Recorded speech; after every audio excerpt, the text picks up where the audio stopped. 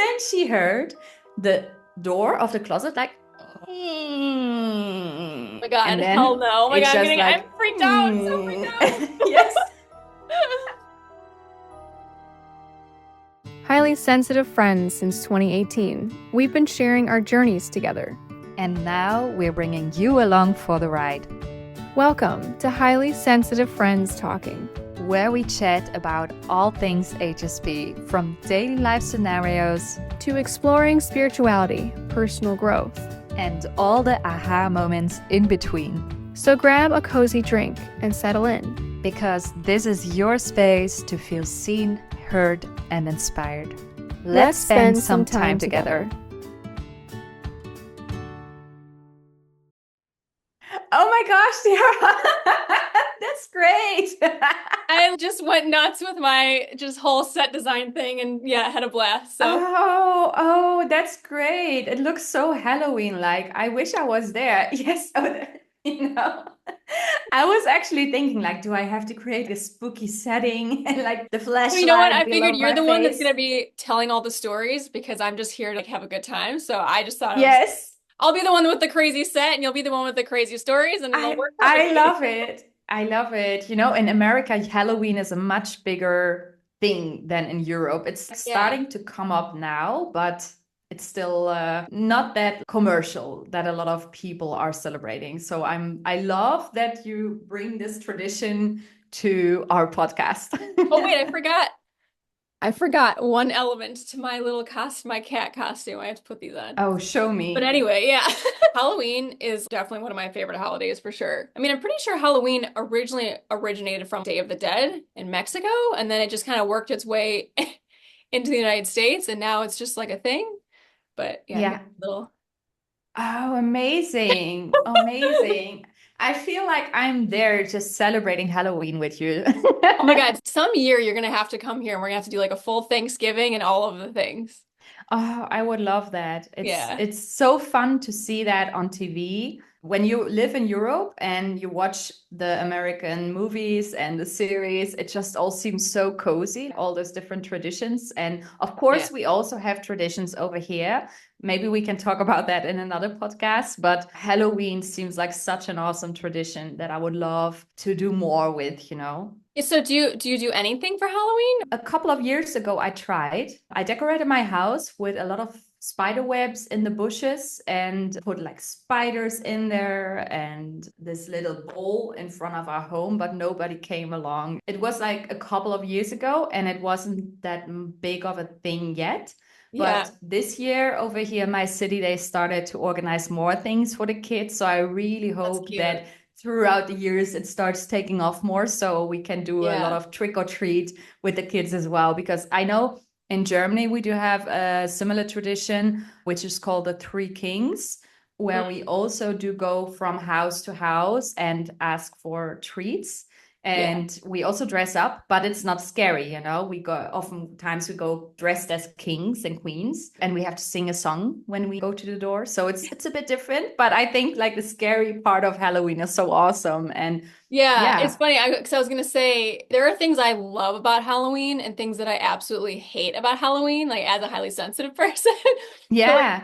for me, I love all the cute decorations. I love dressing up in a costume and walking around at night in a costume with your little, I mean, especially when you're a kid, your little bucket that you go to house and get candy, like all of that's so fun. But as an adult too, I think I'm becoming even more aware of I don't love the super jump scare type of stuff. It's really fun to walk around and see everyone's decorations outside, but there are some like really creepy ones, and I've actually had a lot of challenges walking my dog because there'll Oh, be decorations that when you walk past, it's a motion sensing thing and it screams at you when you walk past.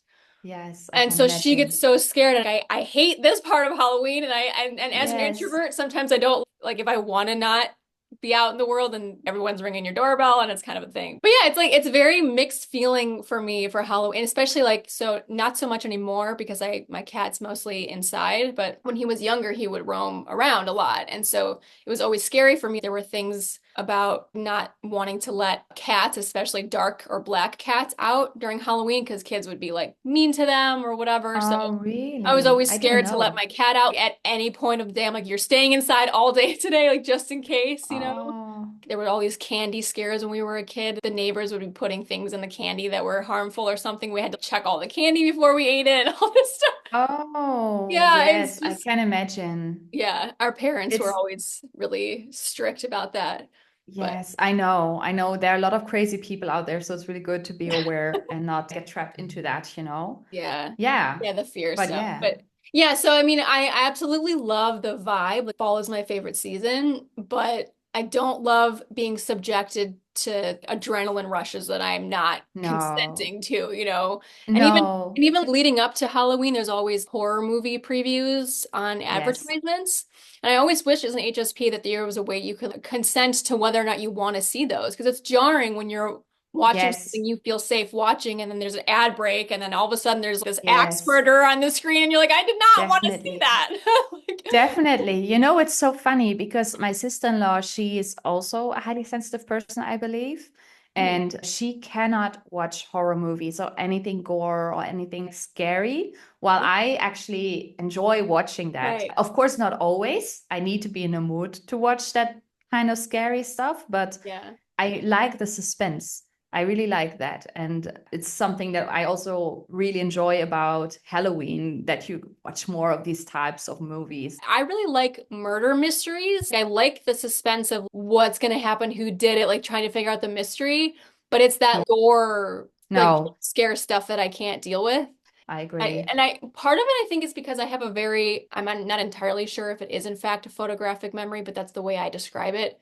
Is that like Yeah. once I see an image of something, it's literally seared in my brain forever. Like, I can recall movie scenes in my mind from when I was 13 when I saw a scary movie that I could literally paint it for you. I could tell you exactly Yeah. what was going on and everything. So to me, it just feels like I can't get rid of I can't get rid of it once I've seen it. No. But it's nice when you were able to ask people in your life who have already seen movies to kind of pre-screen them for you. Is this something that I can watch? Tell me so that I don't get myself into something Yeah. bad, you know? Yeah, I don't know why I can watch scary movies. I think it's just because I, from a very young age, was kind of involuntarily introduced to scary stuff in my life. Yeah, yeah. So I think that's why I just can deal with it better now growing up. And also, yeah, I think I'm a high sensation seeker. We've talked about this before, and I don't think that I am a high sensation seeker and that you No. feel like that you are.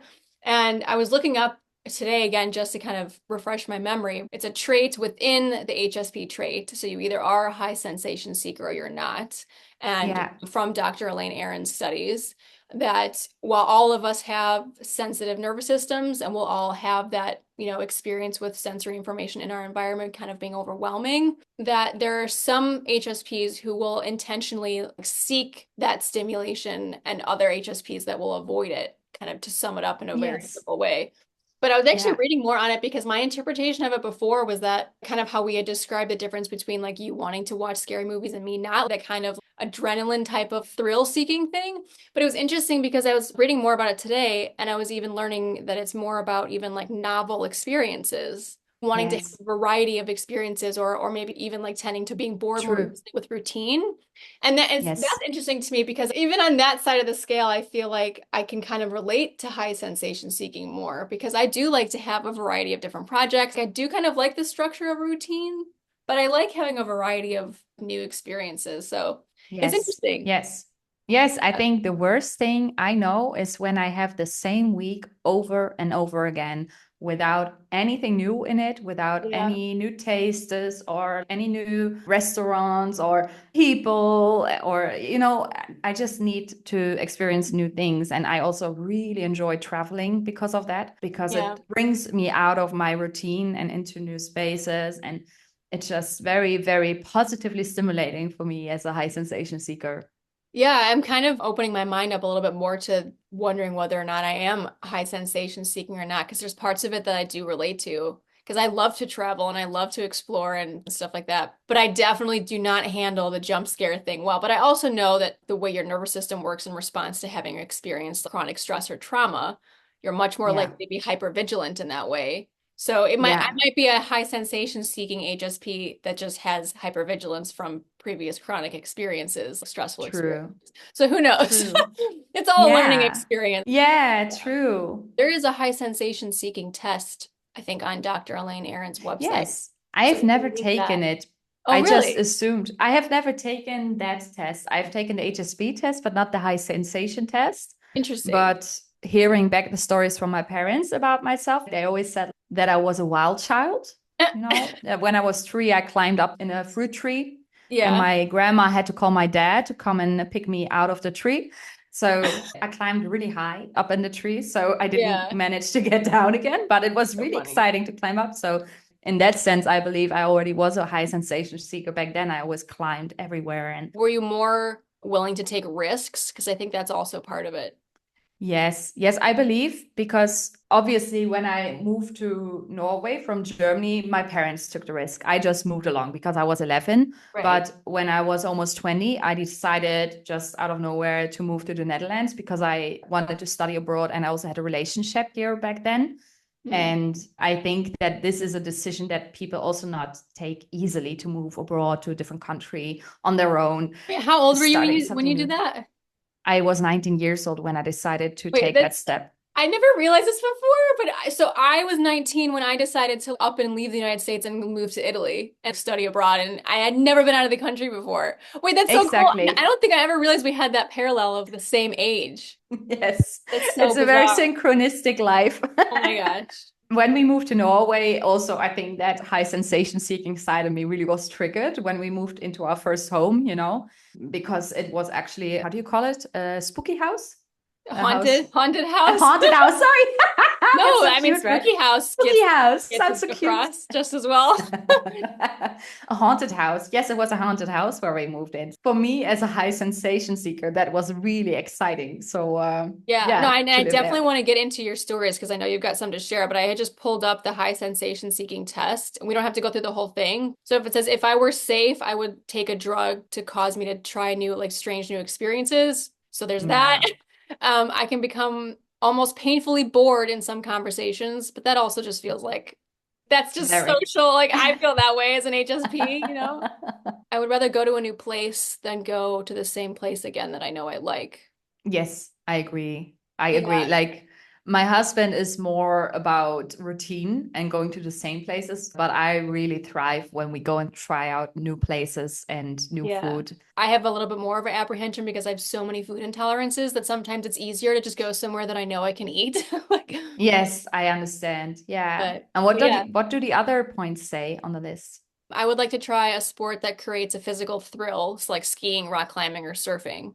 That I actually Yes. agree with. Yeah. Yes. I get restless if I stay home for too long. Yes. Yeah. When I was recovering from surgery, it was the worst for me. I just felt like the roof was falling down on me because it's so boring, to only be Yeah. at home, not being able to see your friends outside of your home. And yeah, it was I nice feel to get like outside again. I could definitely see how understanding the highly sensitive brain and nervous system, how much we process everything that we experience.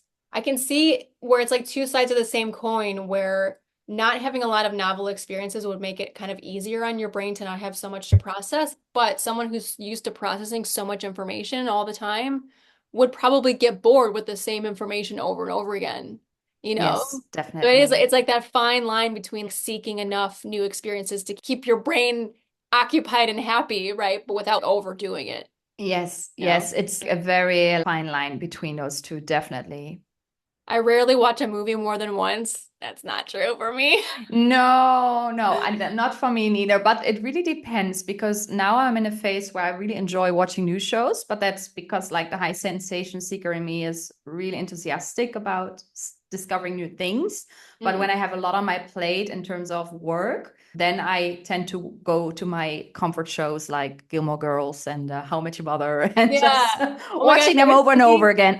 I was thinking at some point that we should, whenever we feel like we have the time and capacity in our lives, but we should watch each other's favorite shows. Because I know I haven't seen How I Met Your Mother all the way through, or I've only probably seen a couple of episodes, and I know that's your favorite show. It's my favorite. I don't think you've watched Friends all the way through either. Oh, yes, I have. Yes, oh, you have? Oh, okay. Yes, Never mind. I find that there are a lot of synchronicities between Friends and How I Met Your Mother, though. I feel a lot of jokes from How I Met Your Mother also are seen in Friends. So or vice versa. I don't know which one was first. Well, I think Friends was first. So, but you know, never change a winning team. And I still love How I Met Your Mother. So it's a fun show. That there's a lot of common things that I feel like sitcoms do. You know, it's just what's funny is what's funny, you know? I don't know. Yes, definitely. Definitely. I don't know if you want to hear a few more of these and then we can please. Hear stories. It says, if I see something unusual, I will go out of my way to check it out. Yes, I do. Yes. So funny. I feel like I would be curious, but I would definitely, the cautious part of me, I think, would override the curiosity. I don't know. Yes. No, I'm very curious. I sometimes feel like a bit, I don't know how to say it, a bit too curious, you know? Yeah. Oh my gosh. Okay. My friends say it's hard to predict what I will want to do. No, I haven't heard that one yet about myself. I feel like I'm pretty predictable. Yes. I like to explore a new area. That for sure I would say yes to. Yes, for me as well. I'm drawn to art that gives me an intense experience. Huh. Yes, I can really enjoy that as well. When you have a great exhibition, which is really immersive, I can really, really enjoy that. For me, it depends on what type of experience. If it's intense in a good, thought-provoking way, but if it's intense, like we said earlier, like if it's gory or creepy or weird. No, to be honest, I've been to a Halloween scare show here in the Netherlands. I think it's about 6 or 7 years ago, where you had to walk through this labyrinth and then they would scare you.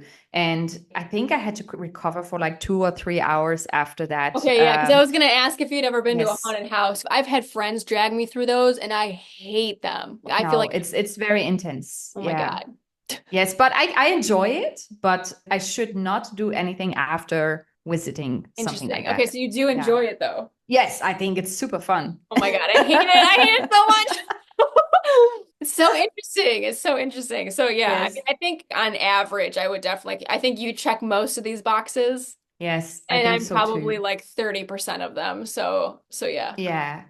Yeah, I can relate to a lot. Only the first one about using drugs is one that I do not relate to. I only drink a couple of wines from every now and then, you know? Yeah. I kind of feel like I don't even need them. Exactly. I had friends in college and stuff be like, why don't you want to try? I'm like, honestly, I have enough of an intense experience while being sober as a HSP, and I almost feel agree. Like I don't need it.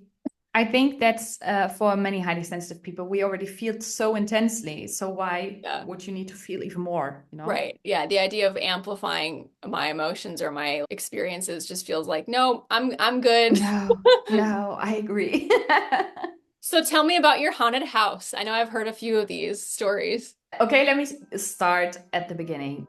I was 11 when my parents moved to Norway with me from Germany. I moved there together with my parents and my 2 sisters back then. And we started living in a rental. So we moved into a rental, which was a blue house at the border of the woods. So behind the house, there was woods. It was the perfect scene for a haunted house. I know, I already feel like the way you're describing it is like, oh. Yes, and it's, you know, yes, exactly.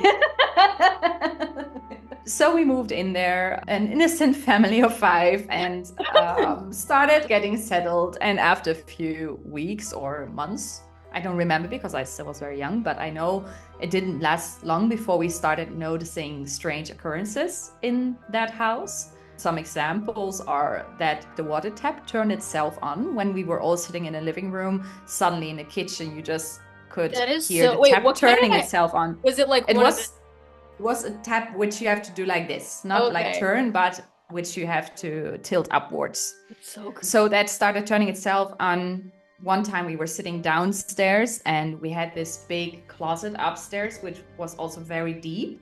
And against the wall, on top of the closet, there was a big vase located. And that vase, which was really sturdy, like really sturdy, it could not fall. Physics couldn't explain it. It just fell down. We were all sitting downstairs. Nobody was up. No pets were upstairs. We didn't have any mice or anything that could turn it over. That would be some pretty strong mice.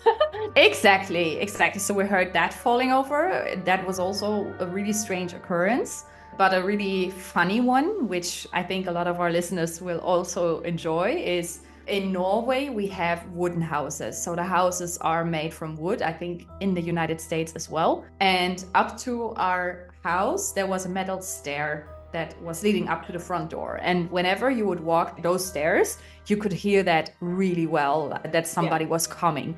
The whole house was almost shaking because you could hear those metal stairs and the echo from it. Yeah, so we always heard when visitors were coming. And at a certain point, when we were sitting in a living room, all of us were like, okay, there are visitors coming because we hear the metal stairs. And then we went out, nobody was there. And 10 minutes later, we had visitors. And that was not the first occurrence. It was happening over and over again to a certain extent that we would put the coffee on the stove when we heard the metal stairs, even there was nobody there, because we knew there. Goosebumps. Yes, we knew that there are visitors coming, so we just put on the coffee. And I know that there are some people who are going to be like skeptical, like, yeah, somebody was messing with you guys. So just to debunk that theory, in Norway, when it starts snowing in winters, it can snow very easily. I don't know how much this is. I think like 3 or 4 inches in American measurement, like about 20 centimeters. Like 6 or 8 inches, but yeah.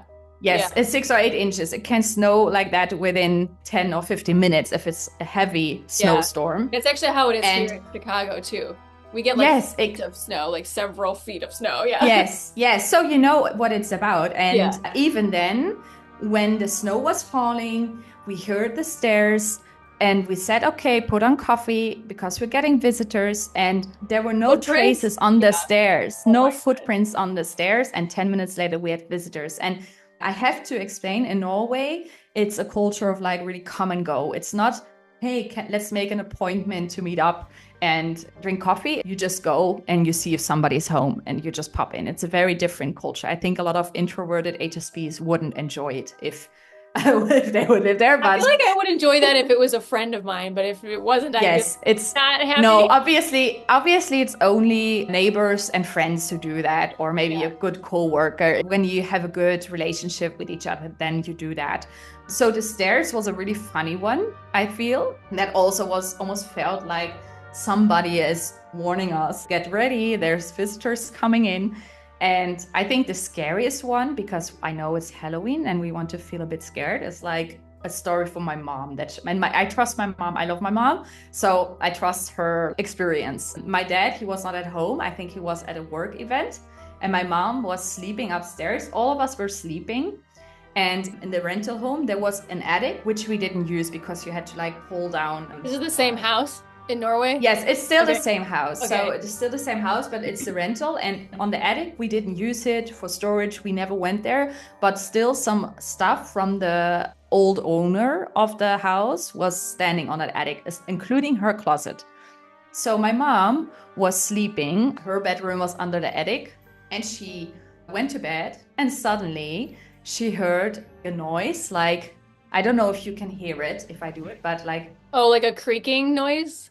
Yes, almost like somebody walking with slippers on the attic. And then she heard like so creeped out right now. And then she heard the door of the closet like oh my god, and hell no. Oh my god, I'm freaked out. I'm so freaked out. Yes. But like I like this gives me the heebie-jeebies. Oh my god. But yeah, so that story is just super. I find that was one of the most creepy experiences any of us had in that house. Were all of But these things that you experienced in this specific house? yes, Or, like, yes, did you- in that house, in that Interesting. house. So at a certain point, when we started noticing strange occurrences in that house, we started asking our neighbors, because we had a good relationship with our new neighbors. We asked them if they knew anything about this house, and they just laughed and said they didn't tell us because they were just curious if we would experience it as well. But there had been a lot of previous people renting that place who had had strange occurrences in that house. For instance, there was a single guy who was living there on his own. You know, as I told you, it was a house at the border of the woods. The next house was like a lot of meters away. Yeah. So it's not like somebody could just mess with you. And he was there on his own, and he wanted to wash his bed sheets. And his bedroom was on the second floor, and the washing machine was in the basement.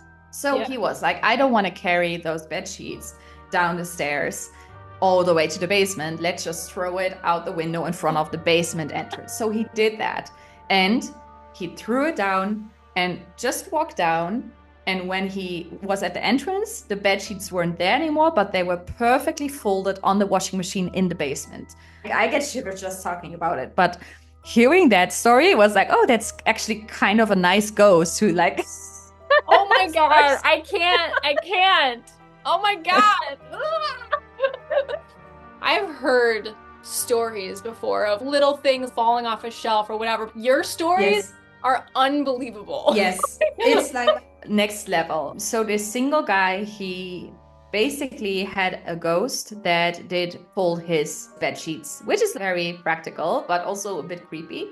I cannot imagine what he must have felt when he suddenly saw his bed sheets folded on the washing machine.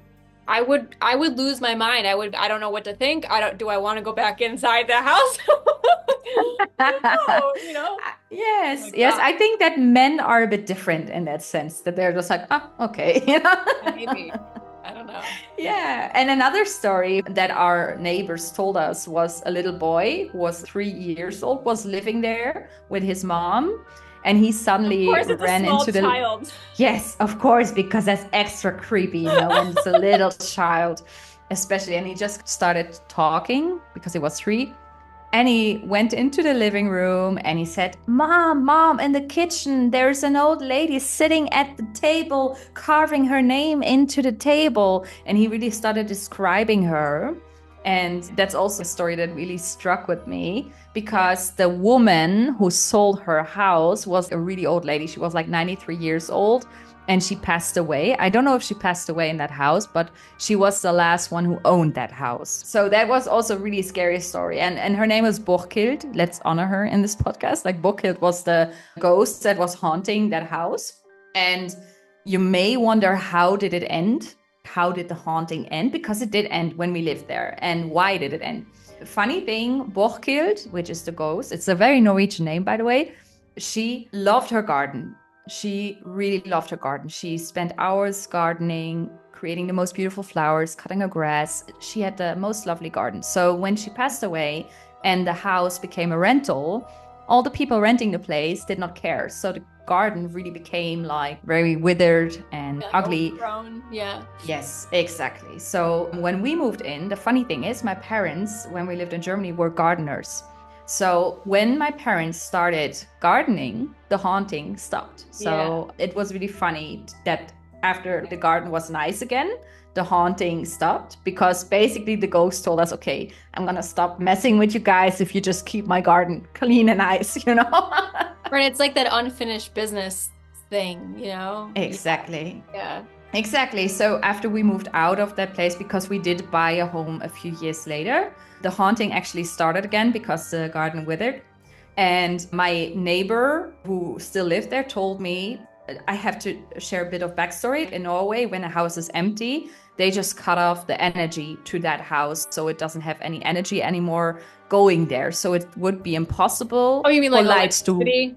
Yes, electricity. Yeah. So it would be impossible for lights to go on and off. And I think you told me this one before. Oh my God. Yes. So my neighbor, she basically told me, like, she was creeped out because the house was empty when we moved out, and she knew the energy was cut off. It was a couple of months after we moved out.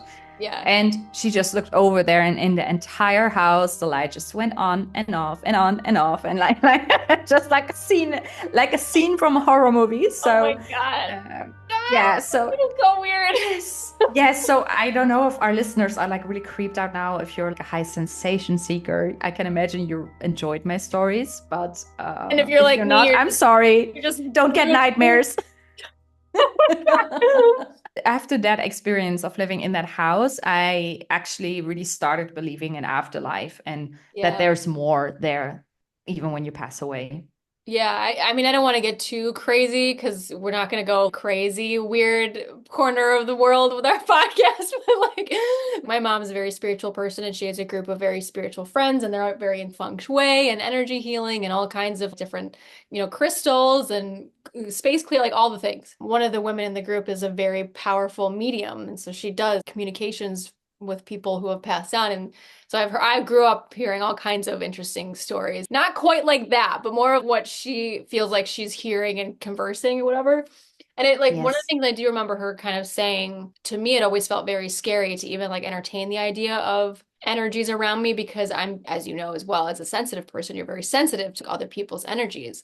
All the women in my mom's group are very strong. They have very big auras. I don't know how to describe it. They're very nice, like sweet, compassionate people, but they have very strong energetic boundaries, I guess is what I should say. And I always felt like this sensitive child that felt like I absorbed everything around me. And it scared me, the idea of thinking that there was any sort of other being around, because I felt like it would attach to me and I wouldn't know how to get rid of it. Yes, So that whole entertaining the idea of a ghost or a being or whatever always freaked me out, because I felt like I don't want to feel as though I can't separate myself from it or whatever, that it would latch on to me. But one of the things that I remember one of my mom's friends explaining was that all of these types of souls, if you believe in this kind of thing, are essentially just unfinished. They have unfinished business. Like either they abruptly passed away and they were in the middle of something, or there was just, like you said, this woman really cared about her garden and no one was taking care of it. And she just felt like she wanted to be there to whatever, and kind of see things as, not necessarily if there is some sort of paranormal activity thing happening, that these are just souls that are kind of lost and they just need help getting guided back to the light, essentially, or reassuring them. Like I have heard stories like that, where if someone resolves the thing that spirit is looking to resolve, that does stop. It's very interesting. Yes, I love that. I think we could do another whole podcast on this, so maybe we should do that next Halloween. But I think it's so intriguing to talk about the afterlife and everything that's around us. And even if you're religious or you're not, I think it's kind of comforting, the idea that even when your body is done, that your soul moves on. I think it's a very comforting thought. Something that's always really stuck with me is that I read somewhere, there was some study done that showed that they weighed a person who was in the hospital bed or something, and then the moment they pass away, they weigh them again, and it's like 7 ounces difference that they can't make up for in any like fluid or human bodily thing. So there's like unexplained 7 ounce of weight that leaves you when you pass. I'm very evenly split science, spiritual brain. Like I always have to look for the logic, but I'm also very energetic, universe, woo-woo. So there's always two parts of me on my shoulders trying to make sense of each other. Yes, I can relate. It's like always the split. On the one hand, it's also just nice to believe that everything you see is the only thing that's real. But on the other hand, thinking about especially our loved ones who passed away, it's a very comforting thought to know that they're somewhere out there, just watching over us maybe. And hearing that piece of information about this study really stuck with me, because I am very, like I said, spiritual and scientific. But to me, it's if you can't prove that it's not true, then who's to say that it's not true? There's so many things even that science can't explain about the universe or whatever's out there, and things that happen, like the 7 ounce thing. It's what is that taking up? I think that there's plenty of evidence that shows that we can connect on a soul level even while we're here. To me, it's if we're souls experiencing human life through these human vessels that we're in, that we can connect on a spiritual level in this plane or other planes. I don't know. I just think that because there's also another study that showed that if two people were on the opposite side of the world thinking about each other, their brain waves start to sync, and it's just the coolest thing. So it's our physical body is not the boundary No. or limit that we think it is, I guess is what I'm trying to say. Yeah. I think it's also very relatable when you are married for a while or when you have a relationship for a long time, that you also start noticing the same kind of thought patterns. Just now, when Renee and I were driving to the store, we were sitting in the car, and at the exact moment I was thinking a specific thought, he was saying exactly what I was thinking. And it just feels like very synchronized. And yeah, I'm sure that science can say a lot about that as well. Because we live together, we have a lot of the same brain pattern recognition, I believe. I think it's also a really nice idea that our energies are just really synchronized, I have one friend who, for whatever reason, him and I are always on the same wavelength. When we see each other, we say the same thing at the same time, or we'll both randomly start singing the same song at the same time. When I got my cat, we didn't know when his birthday was, and it was sometime between like mid-April and mid-May. So I was like, I'm just going to pick a day to celebrate his birthday. So in my mind, I picked a day, and I picked May 8th. And at the time, I was messaging with this friend of mine. I was like, okay, I don't know what day to pick. What do you think? Anywhere between mid-April and mid-May. And he said May 8th. And I was like, what do you mean? That's crazy, of all the days you could pick, right? And then have you ever played the game Guess Who? Yes. With all the faces you flip up and down? I know it.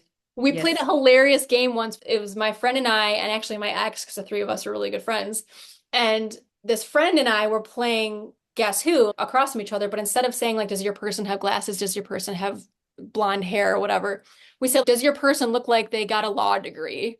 Or does this person look like they're like a criminal or that hasn't been arrested yet? Like that, just the most random things that you would only be able to just speculate.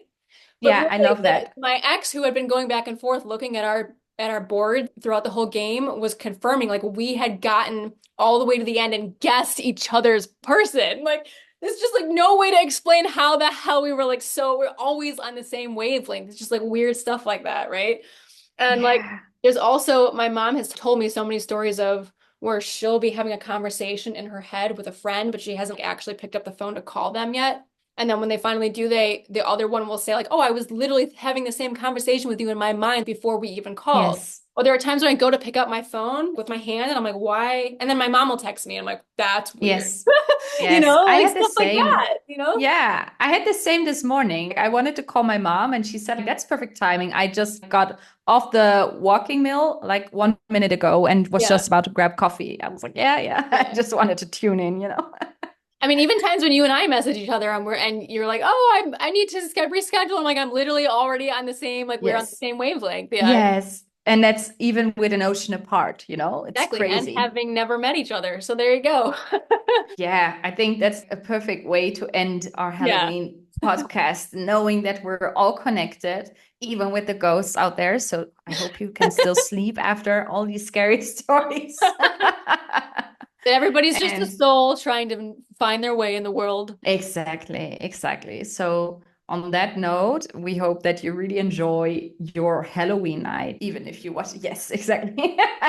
Tiara just lit her torchlight. It's actually a nightlight because I couldn't find a flash. A nightlight. So I just pulled this out of the wall. And if you have any scary stories from your own experiences, we would love to hear that in the comments because we always love a good scare. Yeah, I might not read them all, but I'll like them all. Yes. Oh, yes. I will read them all. You'll read them all, and I'll just scroll through them and be like, "Yay, supporting everybody!" And I don't want to hear it. Yes. So if you do have like a real life story, share it in the comments, and we cannot wait to read them. On that note, thank you so much for tuning in, and we talk to you next time. Bye. Do a high five. I don't even know. Yeah. Ah! Thank you for tuning in. Would you like us to talk about a specific topic in our podcast? Make sure to comment and we'll keep it in mind for the future. And if you enjoy what we're doing here, we'd love for you to like and share this episode so that our podcast reaches other HSPs who can enjoy it as well. While you're already here, don't forget to check out our additional resources for HSPs and empaths. And Catherine has her own blog site and has created an online membership for HSPs and empaths with featured experts on relevant personal growth topics every month. And Tiara has her own YouTube channel and has also built a step-by-step online program for HSPs on the journey to thriving in their health, relationships, and career. All of our links are in the description. See you on the next episode.